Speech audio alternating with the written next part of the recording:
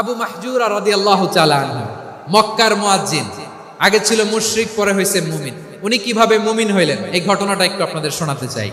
তো আপনাদের তো সময় নাই হাতে, হ্যাঁ সময় আছে। অষ্টম হিজরিতে হুনাইনের যুদ্ধে রাসূল সাল্লাল্লাহু আলাইহি ওয়াসাল্লাম ফিরে আসতেছেন মদিনায়।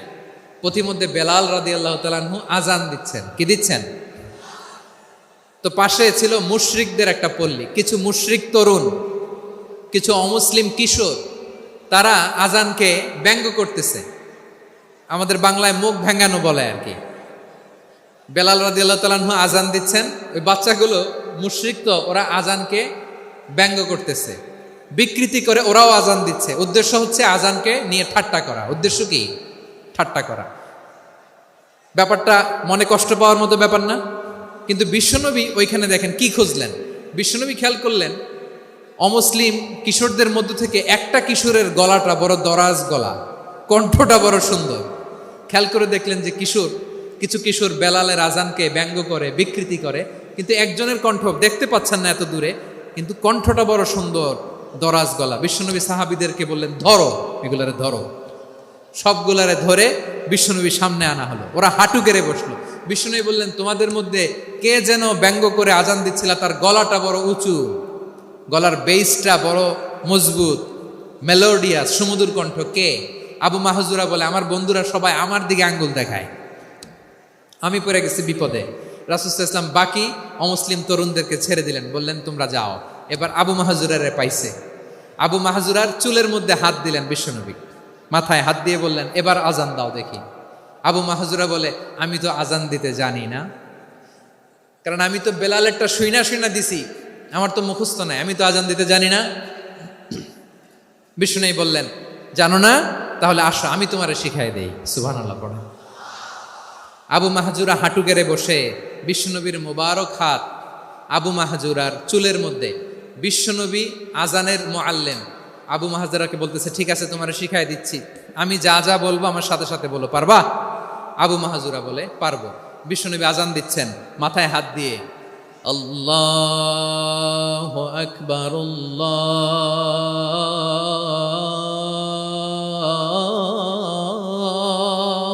আকবার। আবু মাহজুরা এই বাক্যটা পড়লেন। বিশ্বনবী দ্বিতীয় বাক্য পড়তে আরম্ভ করলেন, আল্লাহু আকবার, আল্লাহু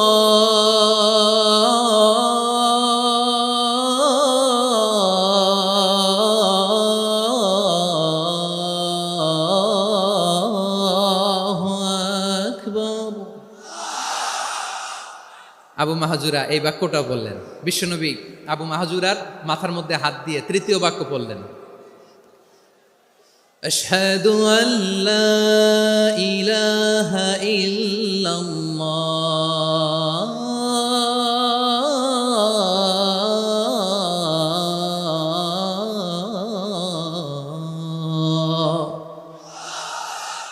আবু মাহজুরা তৃতীয় বাক্য পড়লেন। বিশ্বনবী একটা বাক্য পরে আবু মাহজুরা পরে, বিশ্বনবী পরে আবু মাহজুরা পরে। আবু মাহজুরা কিন্তু অমুসলিম, মুশরিক। আবু মাহজুরা বলে, এক একটা বাক্য পড়ি আমার কলিজাটা গলে ঠান্ডা হয়ে যায়। এতদিন মোহাম্মদকে গালি দিতাম, এখন মোহাম্মদ আমার মাথায় যখন হাত রাখছে আমার সারা শরীর ঠান্ডা হয়ে গেছে। বিশ্বনবী আজান শেখাচ্ছেন, একটা একটা বাক্য পড়ে আবু মাহজুরাও পড়ে, বিশ্বনবী পড়ে, আবু মাহজুরাও পড়ে। পুরো বাক্যগুলো যখন শেষ, আজান শেষ, আবু মাহজুরাও যখন পুরো আজান পড়লেন, আবু মাহজুরা বললেন, এতদিন মোহাম্মদের চেহারা দেখলে আমার ঘৃণা লাগতো, আজ থেকে মোহাম্মদের চেহারার চেয়ে প্রিয় চেহারা আমার কাছে নাই।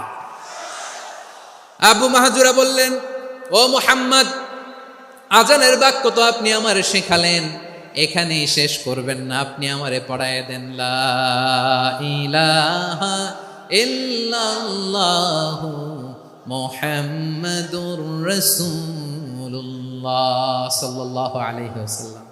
বিশ্বনবীর সাথে দাঁড়িয়ে উনি শাহাদা পড়ে মুসলমান হয়ে গেলেন। এবার আবু মাহজুরা বলে, ইয়া রাসূলুল্লাহ, ইয়া হাবিবাল্লাহ, আমি মুমিন হয়েছি, মুসলমান হয়েছি,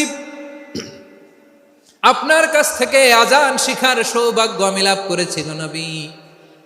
আমার কণ্ঠের বড় তারিফ করেছেন আপনি, আমার আজানকে আপনি পছন্দ করেছেন। একটা জিনিস আপনার কাছে চাই, আপনি আমাকে মক্কার মসজিদুল হারামের মুয়াজ্জিন হিসেবে অ্যাপয়েন্ট করে দে। বিষ্ণু ঈসা ইসলাম বললেন, যাও আবু মাহজুরা, আমি তোমাকে পৃথিবীর শ্রেষ্ঠতম মসজিদ মক্কার মসজিদুল হারামের মুয়াজ্জিন হিসেবে অ্যাপয়েন্ট করে দিলাম। দেখছেন কিভাবে ট্যালেন্ট হান্টিং করতে হয়, কিভাবে হিউম্যান রিসোর্স মানব সম্পদকে ব্যবহার করতে হয়। আসছিল আজানকে ভেঙ্গাইতে, আসছিল কেন? আজানকে ব্যঙ্গ করার জন্য, বিকৃত করার জন্য। আজানকে বিকৃত করতে যে ইসলামের সবচেয়ে শ্রেষ্ঠ মসজিদের মুয়াজ্জিন হয়ে গেল। পড়েন সুবহানাল্লাহ। হযরত আবু মাহজুরা রাদিয়াল্লাহু তাআলা আনহু ওনার এই সুললিত কণ্ঠ ব্যবহার করে মসজিদুল হারামে এত সুন্দর করে আল্লাহু আকবার বলে আজান দিতেন, মানুষগুলোর, মুসল্লিগুলোর, মক্কাবাসীর হৃদয়কে তিনি বিগলিত করে দিতেন। মানুষের হৃদয়কে ঠান্ডা হয়ে যেত। শুধু এখানেই শেষ না আমার যশোরের ভাইয়েরা, বিশ্বনবী যখন সাইয়েদনা আবু মাহজুরা রাদিয়াল্লাহু তাআলা আনহুকে আজান শিখাচ্ছিলেন, বলেন তো বিশ্বনবীর হাতটা কোথায় ছিল? আবু মাহজুরার মাথার সামনে, এই চুলের উপরে ছিল। আবু মাহজুরা ওই স্মৃতিটাকে ধারণ করবার জন্য, ওই স্মৃতিকে বহন করার জন্য বিশ্বনবীর মোবারক হাত আবু মাহজুরার কপালের চুলের যেই জায়গায় লেগেছে, মৃত্যুর আগের দিন পর্যন্ত আবু মাহজুরা মাথার ওই চুলে কোনোদিন ছুরি আর কামার লাগায় নাই, সেখানে কেচি লাগায় নাই, চুলের মধ্যে খুর লাগায় নাই। আবু মাহজুরা ডান দিকের চুল কাটতো, বাম দিকের চুল কাটতো, পেছনের চুল কাটতো, সামনের চুল কাটতো না। আবু মাহজুরা রাদিয়াল্লাহু তাআলা আনহুর সামনের চুলগুলো বড় হতে হতে যখন এত বড় হয়ে যায়, তিনি চুলগুলো পেঁচিয়ে মাথার মধ্যে রাখতেন, তারপরে তিনি পাগড়ি পরতেন। সবাই জিজ্ঞেস করতো, আবু মাহজুরা এটা আবার কেমন স্টাইল?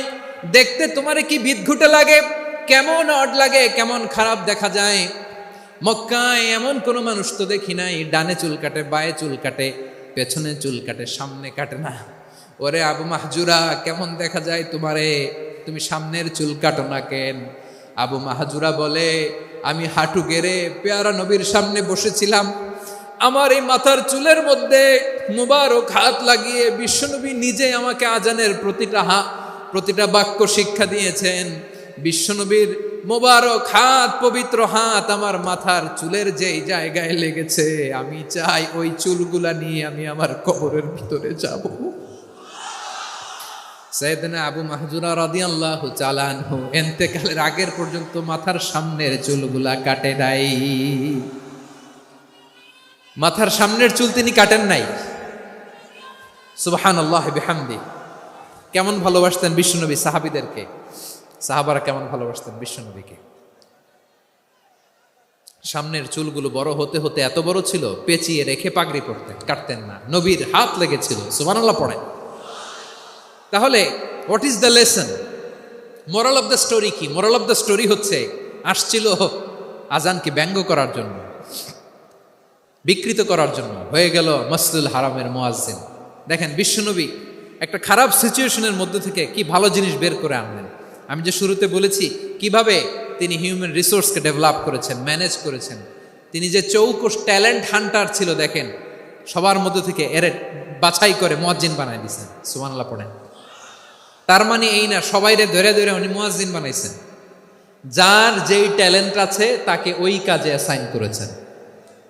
যার যেই প্রতিভা আছে তার প্রতিভাকে ইসলামের কাজে লাগিয়েছেন। সুবহানাল্লাহ পড়েন। যায়েদ বিন সাবিত রাদিয়াল্লাহু তাআলা আনহু নাম শুনেছেন?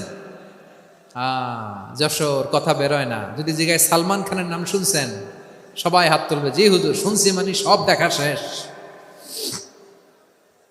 সালমান খান, আমির খান, অমুক খান, সব খান মুখস্থ, কিন্তু যায়েদ বিন সাবিতের নাম মুখস্থ নাই মুসলমানদের।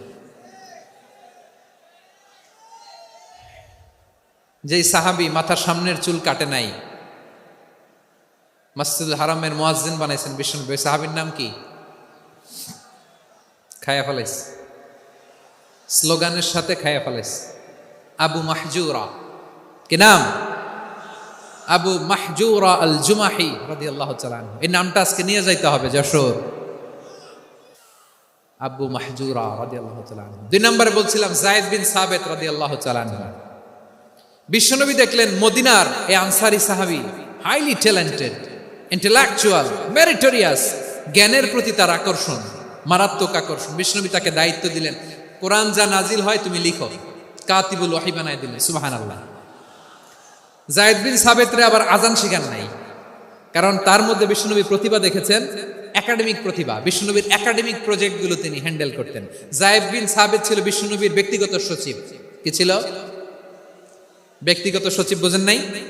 বিষ্ণুনবীর ব্যক্তিগত সচিব এবং দুভাষী। ইহুদিরা কিছু লিখে দিলে এটার অর্থ বিষ্ণুনবীরে বুঝায় দিতেন, আবার ইহুদিদের কাছে কিছু লিখতে হলে তিনি লিখে দিতেন। বিষ্ণুনবী একদিন বললেন, ইন্নী ওয়াল্লাহি মা আমানু ইয়াহুদা আলা কিতাব। ইহুদিরা যে চিঠি পাঠায় অর্থ তো বুঝি না, আরেক ইহুদি আইনে অর্থ করা লাগে। আবার ইহুদিদের কাছে কিছু লিখে পাঠাইতে চাইলে আমরা তো লিখতে পারি না, ইহুদিরে দিয়ে লেখা লাগে। ওরা যে পয়রা শোনায় লিখে দেয়, আমি ওদের বিশ্বাস করি না। আমার নিজের একজন লোক দরকার। বিশ্বনবী এই যায়েদ বিন সাবিতকে চুজ করলেন ল্যাঙ্গুয়েজের জন্য। উনি বললেন, যায়েদ, তোমার সফট স্কিলকে ডেভেলপ করতে হবে, তুমি হিব্রু ল্যাঙ্গুয়েজ শিখে ফেলো। যায়েদ বিন সাবিত বলল, বিশ্বনবীর মোটিভেশন আর ইন্সপিরেশন পেয়ে আমি 15 দিনে ইহুদিদের এই হিব্রু ল্যাঙ্গুয়েজ শিখে ফেললাম। শুধু শিখে ফেললাম না, হাত্তা হাদিকতু, even I became master in the language. এই ভাষা আমি পারদর্শী হয়ে গেলাম। এরপরে ইহুদিরা চিঠি লিখে পাঠালে আর কোনো ইহুদি ডাকা লাগতো না, আমি নবীর এটার অর্থ শুনে পরে বুঝায় দিতাম। আবার ইহুদিদের কাছে চিঠি লেখা লাগলে আমি যায়েদ বিন সাবিত চিঠি লিখে দিতাম। সুবহানাল্লাহ। দেখেন, এত সাহাবীর মধ্যে থেকে বিশ্বনবীর একাডেমিক প্রজেক্ট, ব্যক্তিগত সচিব, দোভাষী হিসেবে তিনি যায়েদ বিন সাবিতের মতো তরুণকে নির্বাচিত করেছেন। কেমন ট্যালেন্ট হান্টার ছিল আমার নবী। সুবহানাল্লাহ পড়বেন না? বিশ্বনবীর ইন্তেকালের পরে সাইয়েদনা আবু বকর রাদিয়াল্লাহু তাআলা আনহু যখন খলিফা হয়ে আসলেন, কোরআনকে সংকলনের দায়িত্ব দেয়া লাগবে, কোন সাহাবীকে দিবেন? সব সাহাবারা মিলে পরামর্শ করলেন। সাইয়েদনা আবু বকর, ওমর সবাই মিলে এই বিশাল কোরআন সংকলনের গুরু দায়িত্ব বিশ্বনবীর ব্যক্তিগত সচিব, বিশ্বনবীর দুভাষী, বিশ্বনবীর সিলেক্ট করাই লোক যায়েদ ইবনে সাবিত রাদিয়াল্লাহু তাআলা আনহুকে দিয়েছে। কোরআনের কপি তো আজকে এখানে রাখে নাই। এই যে আজকের যে কোরআন পড়েন, এটা আগে এরকম ছিল না। কোরআন নাজিল হলে সাহাবারা চামড়ার, ওটের চামড়ায় লিখে ফেলতো, ওটের চ্যাপ্টা হাড্ডির মধ্যে লিখে ফেলতো, গাছের গুড়ির মধ্যে লিখে ফেলতো। বিভিন্ন জনের কাছে ছড়ানো ছিটানো ছিল। আবু বকর রাদিয়াল্লাহু তাআলা আনহু একসাথে করলেন, পরবর্তীতে উসমান রাদিয়াল্লাহু তাআলা আনহু একসাথে করলেন। 114 সূরার এখন এই মুসহাফ, এই কম্পাইলেশন, এই কপি আমরা পেয়েছি, যার হিউজ কন্ট্রিবিউশন ছিল। এই পুরো কোরআন কম্পাইলেশনের প্রজেক্ট ম্যানেজার ছিল যায়েদ বিন সাবিত রাদিয়াল্লাহু তাআলা। কোরআন কম্পাইলেশনের প্রজেক্ট ম্যানেজার। দেখেন, উনারে মাথায় হাত দিয়ে আজান শিখায় নাই। সুবহানাল্লাহ কইবেন না? তাহলে প্রথম সাহাবী আবু মাহজুরাকে মুয়াজ্জিন বানাইলেন, যায়েদ বিন সাবিতকে ব্যক্তিগত সচিব আর দোভাষী বানালেন, মুসআব ইবনে উমাইর রাদিয়াল্লাহু তাআলা আনহুকে ইসলামের প্রথম অ্যাম্বাসেডর বানালেন। তাহলে তৃতীয় নাম্বার একজন সাহাবীর নাম বলছি, মুসআব ইবনে উমাইর। মুসআব কি নাম? নামটা কেমন লাগে? এই কয়েকজনের ভাল লাগে, বাকিদের ভাল লাগে না? ভাল লাগে? এই আর কয়েকটা মিনিট দেওয়া যাবে না আমাকে আল্লাহর রাস্তে? হ্যাঁ, ঠিক আছে। আমি তোমাদেরকে ভালোবাসা দেখাবো, দোয়া করবো, যদি চুপ থাকো, একেবারে চুপ, কষ্ট সহ্য করো, বাকিরা যা সওয়াব পাবে তোমরা ডবল পাবা, যেহেতু কষ্ট বেশি, কিন্তু চুপ। 3 নম্বর সাহাবীর নাম মুসআব। এই ধাক্কাধাক্কি কেন রে ভাই? না, এরকম হইলে আসবো না যশোর, আমি আর আসবো না। হয় পিছনে চলে যাও, নাহলে চুপ, ধাক্কাধাক্কি নেই। 3 নম্বর সাহাবীর নাম মুসআব। কি নাম? He was the first ambassador in Islam. ইসলামের প্রথম ডিপ্লোম্যাট, প্রথম কূটনৈতিক, ইসলামের প্রথম কূটনৈতিক, ইসলামের প্রথম ডিপ্লোম্যাট, প্রথম অ্যাম্বাসেডর মুসআব ইবনে উমাইর। মক্কার তরুণ যুবক, উনি পারফিউম লাগাইলে মানুষ দেখলেই বুঝতো এটা মুসআব লাগাইছে। এমন ড্যাশিং ফেসের ছিল, এমন স্মার্ট ড্যাশিং ফেস, এমন পার্সোনালিটির মানুষ ছিল মুসআব রাদিয়াল্লাহু তাআলা। কারণ যিনি ইসলামের স্পোকম্যান হবেন, মুখপাত্র হবেন, তার স্মার্ট হওয়ার দরকার আছে না নাই? আকাবার প্রথম শপথ যখন হলো, তাদের সাথে বিষ্ণু ইসা ইসলাম মদিনাতে একজন মুখপাত্র পাঠালেন, ডিপ্লোম্যাটকে পাঠালেন, অ্যাম্বাসেডর অফ ইসলাম। তিনি হচ্ছেন মুসআব ইবনে উমাইর। পড়েন সুবহানাল্লাহ। বিশ্বনবী দেখলেন সে অনেক স্মার্ট, তার ডেডিকেশন আছে, সিনসিয়ারিটি আছে, এবং মদিনায় যে আউস খাজরাজ গোত্রের নেতাদের সাথে ডিল করতে হবে, ইহুদিদের সাথে ডিল করতে হবে, ওখানে একজন পাক্কা জানু খেলোয়াড়ের দরকার আছে না নাই?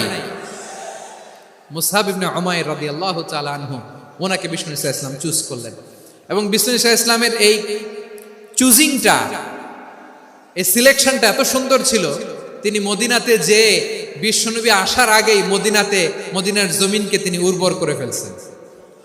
প্রতিটা ঘরে ঘরে কালিমার দাওয়াত তিনি পৌঁছায় দিচ্ছেন। জুমার বিধান নাজিল হয়েছে, কিন্তু মক্কায় পরিবেশ নাই জুমা পালনের। বিষ্ণু ইসা ইসলাম একজনকে দিয়ে খবর পাঠালেন, যাও মদিনায় মুসাবকে যে বলো, মুসাব তো আমার শিক্ষক, আমার স্পোকম্যান, মদিনাতে যেন তারা জুমা কায়েম করে। বিশ্বনবীর আগেই মুসাব মদিনার মুসলিমদেরকে নিয়ে মদিনায় প্রথম জুমা কায়েম করে ফেলছে। সুবহানাল্লাহ। ডিপ্লোম্যাটদের কেমন হইতে হয়, অ্যাম্বাসেডারের কেমন হইতে হয়, মুসআব রাদিয়াল্লাহু তাআলা আনহুর কাছ থেকে শিখে নাও। মুসআব নামটা কেমন লাগে? যশোর, যাদের সন্তান হবে ছেলে সন্তান, আমার রাস্তায় পাইলে সবাই জিজ্ঞেস করে, হুজুর একটা নাম দেন, আমার ছেলে হবে। যশোরবাসীর জন্য আমি একটা নাম দিয়ে দিলাম, নাম রাখতে হবে মুসআব। কি নাম? নামটা যাদের ভাল লাগে, ছেলে সন্তান অনাগত আসবে, মনে চাইলে নাম রেখে দিবেন মুসআব রাদিয়াল্লাহু তাআলা আনহুর নামে মুসআব। তাহলে মুসআব রাদিয়াল্লাহু তাআলা আনহুকে বিশ্বনবী ল্যাঙ্গুয়েজ শিখান নাই, সফট স্কিল শিখান নাই। যায়েদ রাদিয়াল্লাহু তিনি হিব্রু ল্যাঙ্গুয়েজ শিখেছেন, সুরিয়ানি শিখেছেন, কিন্তু মুসআবকে তিনি বানিয়েছেন the spokesman of Islam, the first diplomat, the ambassador of ইসলাম।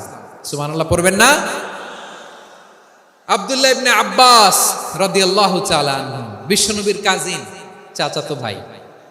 আবার মাইমুনা রাদিয়াল্লাহু তাআলা আনহু, মাইমুনা নবীর স্ত্রী, তিনি ছিলেন আব্দুল্লাহর আপন খালা। তো নবীর বউ যদি উনার খালা হয়, নবী তার কি? বুঝে নাই, নবী তার কি? খালু। তাহলে সম্পর্ক অনেক গভীর, কাজিন আবার খালু।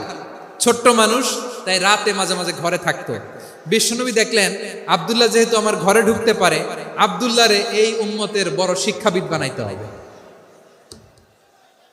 কথা বোঝে নাই? আব্দুল্লাহকে কি বানাইতে হবে? শিক্ষাবিদ, এডুকেটর অফ দিস উম্মাহ, এই উম্মার শিক্ষাবিদ বানাইতে হবে। তাই আব্দুল্লাহ ইবনে আব্বাসকে বিশ্বনবী হাতে কলমে শিক্ষা দিয়েছেন।